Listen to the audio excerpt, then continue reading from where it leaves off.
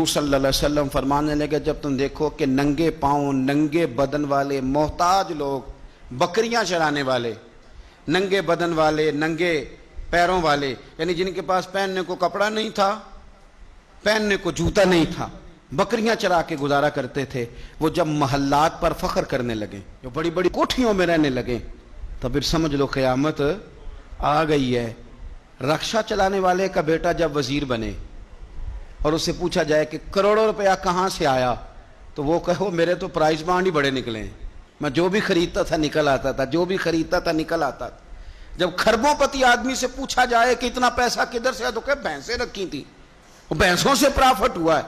ہم اللہ کے فضل پر معاذ اللہ کسی قسم کا کلام نہیں کرتے، لیکن میرے رسول پاک علیہ السلام نے فرمایا کل تک جس کے پاس جوتا نہیں تھا، پہننے کو کپڑا نہیں تھا، جب وہ محلات پر فخر کرنے لگے اور یہ بتانا اس کے لیے مشکل ہو جائے کہ میری کروڑوں اربوں کی جائیداد کہاں سے آئی، قوم کو لوٹ کر جب لوگ بڑے بڑے محلات پر فخر کریں، تو حضور نے فرمایا پھر یہ نہ سمجھنا ہماری معیشت خراب ہو گئی، یا پھر انتظار کرنا پھر قیامت آئے گی، پھر تم نے قیامت کا انتظار کرنا ہے، قیامت آئے گی۔ دیکھیں نا ہمارے ملک کے اندر جو میٹر ریڈر تھے وہ بعد میں کھرب پتی بن گئے، کہاں سے آئی جائیدادیں؟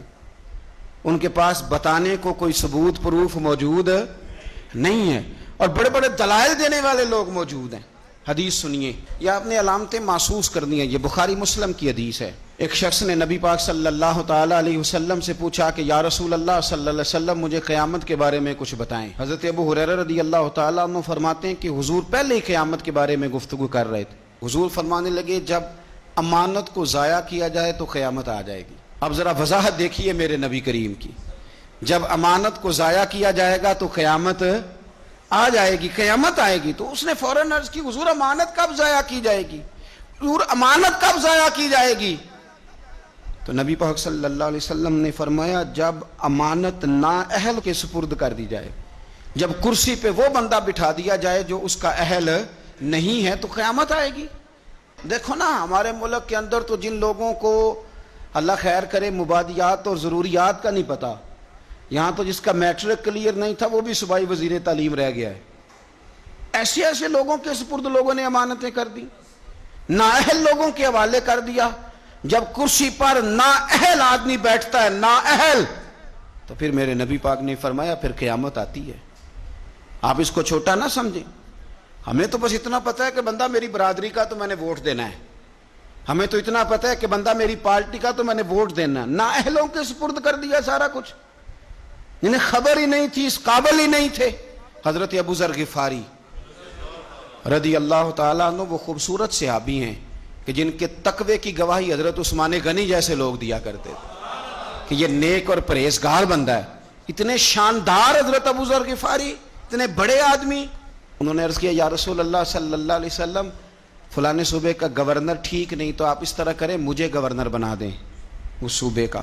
تو نبی پاک علیہ السلام نے فرمایا ابو ذر تو نیک آدمی ہے، تو نفیس آدمی ہے، تو اچھا آدمی ہے، تو پرہیزگار ہے، لیکن حضور علیہ السلام فرمانے لگے تو گورنری کے قابل نہیں، یہ ایک بہت بڑی امانت ہے، بہت بڑی ذمہ داری ہے، تو اس ذمہ داری کو اٹھانے کی طاقت نہیں رکھتا، اس قابل تو نہیں ہے۔ محبت اور چیز کا نام ہے، قابلیت یہ بھی ہو سکتا ہے کہ کوئی آدمی کسی چیز سے مخلص ہو لیکن اس کی قابلیت نہ رکھتا ہو۔ قابل آدمی کو آپ بٹھائیں گے۔ پھر دیکھیں میں نے کیا کہا ہے، مخلص ہونا اور ہے، قابل ہونا۔ ایک آدمی آپ سے بڑا پیار کرتا ہے پر وہ ڈاکٹر نہیں، تو دوائی اس سے لیں گے کہ ڈاکٹر سے لیں گے؟ تو آپ کہیں ڈاکٹر تو میرا واقف ہی نہیں، میں نے تو یہ پیار بڑا کرتا ہے دوائی اسی سے لینی ہے۔ بھئی محبت اور چیز ہے، قابلیت ہم نااہلوں کے سپرد مانتے کرتے ہیں، یہ مان جانا چاہیے ہمیں۔ اور میں صحیح کہتا ہوں کہ ہم لوگ سیاست کے ان کاموں کے اہل یہ تھوڑی کہہ رہے ہیں کہ ہمیں بناؤ، ہم تو یہ کہہ رہے ہیں کہ کچھ سیاںا بندہ بناؤ، کچھ سمجھدار آدمی لاؤ۔ محبت کرنا اور ہے اور کام کا طریقہ آنا اور ہے۔